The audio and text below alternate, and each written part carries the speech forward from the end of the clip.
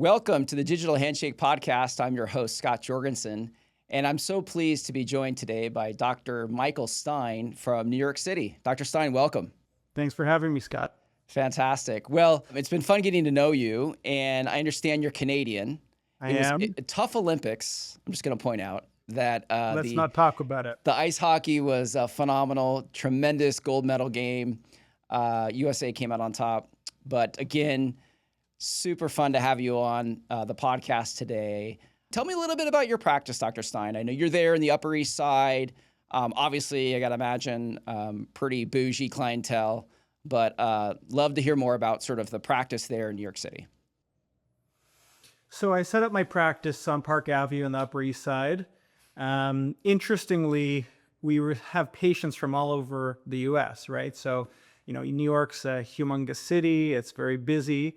But for many plastic surgeons here, it's a hub where patients from all over the place fly into. So interestingly, over the years, our practice has become, 50-50, 50% local, 50% out of state. I specialize in breast and body. So I basically do tummy tucks, breast lifts, breast augmentations. And it's great. And it's busy and I'm having a great time. Well, I love that. Well, one of the things that we love to focus here on the Digital Handshake Podcast is the marketing aspect of plastic surgery. And I got to imagine, building a practice there in New York City, it's a very competitive market, right? And you got to be doing hopefully some very smart things to stand out, right? Both locally and then to be attracting patients coming to you from out of state or perhaps even out of the country. Share with us, what are you doing? What are like one or two things you believe today that has really worked for you from a marketing standpoint? There's this saying, create something great and they will come.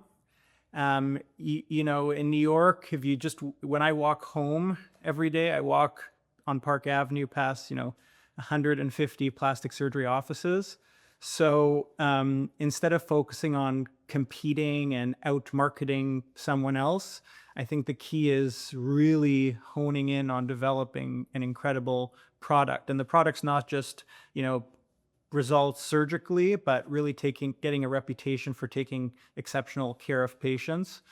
I'm no expert in marketing, but I really treat plastic surgery as an art. And I think it is, and it should be treated as such. So you basically focus on before and afters that are standardized like art, where patients can objectively, see what you're offering, right? So it's not about, there's that saying, the squeaky wheel gets the grease, right? The louder you are, the more attention you get. And a lot of people follow that model. I think I just kind of show what I have, and I work with it's a word of mouth type practice, and people see the before and afters, and we do have a small following on social media, but we focus on the result, and it takes time, but it happens slowly and you get busier and busier. Well, you had mentioned before and after pictures and galleries as a means of marketing and showcasing the great work that you're doing. But it also brings up an interesting point that we're seeing in today's plastic surgery market, and that is, the social media companies, the Metas, the TikToks of the world, aren't friendly, if you will, to before and after galleries. There's been, accusations of shadow banning and suppressing, right? Plastic surgery content. There was a recent survey conducted by a friend of here at Media PSC, Dr. Jerry Chidester, that conducted his own little sort of informal survey where he found that approximately 68% of plastic surgeons reported that their content is being suppressed, right, and shadow banned on whether it's Instagram or other social platforms. What's your opinion on this? So it's a major issue that we're all really experiencing. And what happens is your content, especially for me and the many other breast and body plastic surgeons that post before and after, which we view as art, but may be flagged by Meta as nudity. And how it works is there's not someone at the desk kind of looking over pages and seeing what's kosher or not. It's an algorithm that no one really understands, and it's computerized. And when something is flagged as nudity, if you're flagged enough times, your page won't be showed. And so it's funny because when I started my practice, I was so obsessed with getting the best studio cameras, lighting to standardize the photos to really offer as objective results as possible, to be honest with patients in what can be achieved. And I'd see some other plastic surgeons post before and afters in different lighting, different zooms, different views. And any plastic surgery knows very well you can modify results with different angles and zooms. So I was so obsessed with doing the same before and afters again and again online. And I was totally perplexed at how they weren't getting much traction, while other before and after pictures, which are taken at home as a selfie, on a vacation, get a lot of views. And so that's basically it. It's difficult, and you have to decide as a plastic surgeon, what am I going to do? Am I going to stay true to our principles of this is an art and it's respectful to patients to post honest, objective before and after pictures? Or am I going to try to chase views and likes and all that stuff? And the truth is, myself and many others have been shadow banned. I still might be, I don't even know, but it doesn't matter to me because I'm not competing with anyone. I'm just laying it out there, and it's just the way it is.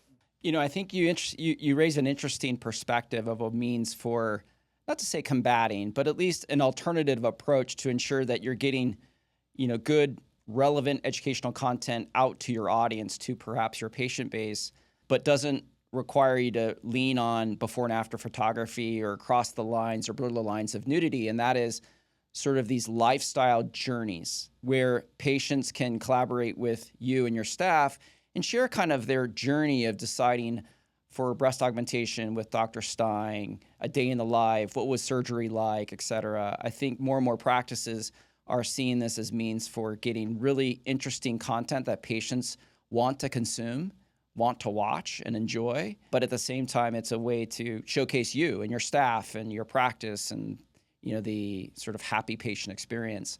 Talk a little bit about, within social media, I think it's important we stay on this topic, is, how much do you believe patients want this sort of like constant flow of content coming from you versus, spending your time operating, right? Like being a doctor, because it's a full-time job, truly. It's challenging, honestly. I'm happiest doing what I do best, and I'm happiest operating, right? And I'm operating almost every day, and I don't have the time to, shoot content all the time. You want to get educational content out there. You want to showcase who you are, but at the same time, from the consumer's perspective, you want your surgeon operating. You want your surgeon, not spending every day having 25 reels posted. You want to know that they're doing what they're supposed to be doing and doing it very well and getting the reps in, as they say. It's just the way it is. We try to stay as busy as we can on social media, educating patients, but we're also busy operating.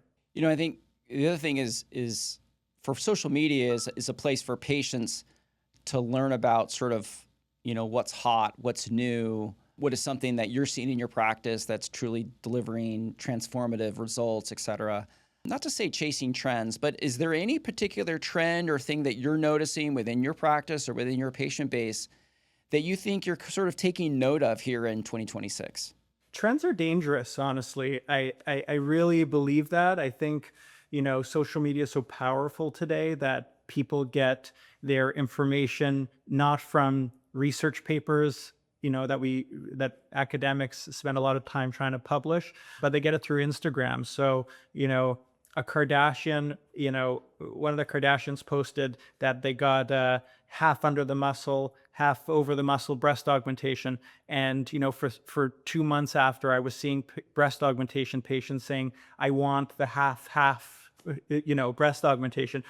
And then, some other influencer posted, I got over the muscle with fat grafting. I spent 2 months having patients saying, I want that. So it's amazing how powerful social media is, and how, and the patients come in empowered by social media posts saying, this is what I want, many of which are just simply not a candidate for that procedure. So, I'll have patients go elsewhere. I'll give you a really great example. So just because we talked about breast augmentation, if you have very little breast tissue, sometimes you're not a candidate for over the muscle breast augmentation. And so I'll have a patient that's, not a candidate for that procedure say, I saw this post, I want this. And I'll say, respectfully, I think you'd look much better with this technique. And they might go somewhere else because they want what this celebrity got. So everybody is different. You need a personalized approach to every single patient, and trends kind of muddy the waters, I would say. Yeah, it's got to be challenging. I mean, I'm not a plastic surgeon, been in the industry for over 25 years, but still, I have an appreciation for, the position you're placed in and other plastic surgeons where you're sort of competing with Dr. TikTok, right? And, having to undo a lot of things that, may be appropriate for one patient, but definitely is not a candidate for the patient that's in front of you. And, I think if we could just kind of spend a little bit more time talking about sort of this dumbing of down of plastic surgery on TikTok, on Instagram, I think this is an important topic to explore. It's better understand kind of like your perspective in that, you're probably seeing a lot of this in your practice, and, what are you doing about it? Because I feel there are some casualties here, right? I mean, the truth is you can't compete with Dr. TikTok, right? Always patients are going to come having read something online, or their friend might have got a certain procedure and they say, I want this specifically. And all you can do as a good doctor is tell the patient respectfully what, based on their anatomy, is the best procedure for them. And if they don't agree with you, they can go somewhere else. And that's totally okay with me, because, I know what technique will deliver a beautiful result for the patient. And if they don't agree with that, they're not, in my opinion, and in my hands, won't get the appropriate long-term results. So, I'd rather them go somewhere else, to be truthful. But, Dr. TikTok does a lot of great things and, some not so good things. So, there's a huge marketing push. Industry is so entrenched in social media, right? And so people are sponsored posts or company marketing really kind of muddies the water, and we don't know what the science is. The science is in the journals, and no one's reading. Well, I would say no one, but most of the consumers are not going to get their literature from journals, academic journals. They're getting them on Instagram. So you equip yourself with the research and a lot of experience doing hundreds and hundreds of surgeries, and then you just tell the patient what you think, show them results, tell them what the actual research shows. And sometimes Dr. TikTok is right, and sometimes Dr. TikTok is not right. Well, here on the Digital Handshake Podcast, our mission really is to help plastic surgeons create that, first digital impression and create a very strong experience and make that their strongest asset, if you will. And, as that sort of is our mission and the purpose behind the podcast, what's the mission there at, Dr. Stein Plastic Surgery? I'd love to learn a little bit more about sort of your philosophy and your approach to plastic surgery when you finally have that opportunity to, engage with the patient, sit down in a consultation, they get to know you, right? I imagine they're doing a lot of education before they're even presenting themselves in the practice, and here they are. You need to put yourself in the shoes of the consumer, the patient who's looking at you, right? And for many of us who have been patients at some point, let's say you're seeing different doctors, you want to form a connection with that doctor and say to yourself, I feel super confident that this doctor is safe, responsible, is not going to cut corners, is very, attuned with the literature and research and academia, and is really, really good at what he or she does, right? And has done this so many times that this is just tying their shoelaces for them.